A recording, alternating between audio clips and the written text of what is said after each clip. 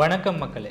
மனைவியின் சீதனக்காணி கணவனுக்கு முழுமையாக சொந்தமாகுமா? கல்யாணம் ஆகிவிட்டது தானே, சீதனம் வாங்கிவிட்டோம் தானே, அது எங்களுக்குத்தான் சொந்தம் என்று உரிமை கொண்டாடும் கணவன்மார்களே, சட்டம் என்ன சொல்லுகிறது தெரியுமா? இந்த காணொளியை முழுமையாக பாருங்கள். ஜாழ்ப்பாண தேச வளமை சட்டத்தின் கீழ் மனைவி உயிருடன் இருக்கும்போது அந்த சொத்துக்களை கணவன் விற்கவோ ஈடு வைக்கவோ யாருக்கும் கைமாறாக கொடுக்கவோ எந்த ஒரு அதிகாரமும் இல்லை. மனைவியின் எழுத்து மூல அனுமதி இல்லாமல் அந்த சொத்துக்களை கணவன் விற்க அனுமதி இல்லை. அப்படியானால் மனைவி இறந்த பிறகு அந்த சொத்துக்களை அவர் விற்கலாமா? அப்பொழுதும் அந்த சொத்துக்களை விற்க முடியாது. மனைவி இறந்த பிறகு மனைவியின் சொத்துக்கள் அனைத்தும் பிள்ளைகளுக்குத்தான் போய் சேரும். அதில் ஒரு பங்கு தான் கணவனுக்கு வரும். அப்படி அந்த சொத்துக்களை அவர் முழுமையாக விற்க வேண்டும் என்றால் பிள்ளைகளின் எழுத்து மூல சம்மதம் முக்கியம்.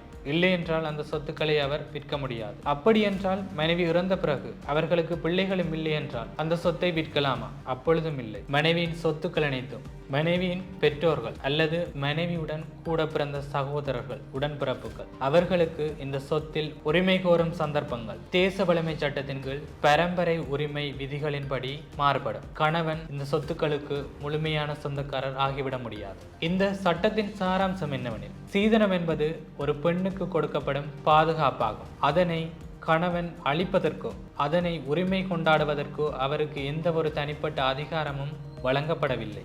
மக்களே, உங்களுடைய கருத்து என்ன? இந்த சட்டம் பெண்களுக்கு பாதுகாப்பு அளிக்கிறதா அல்லது நடைமுறையில் சிக்கலை ஏற்படுத்துகிறதா? உங்களுடைய கருத்துக்களையும் பதிவிடுங்கள். நன்றி.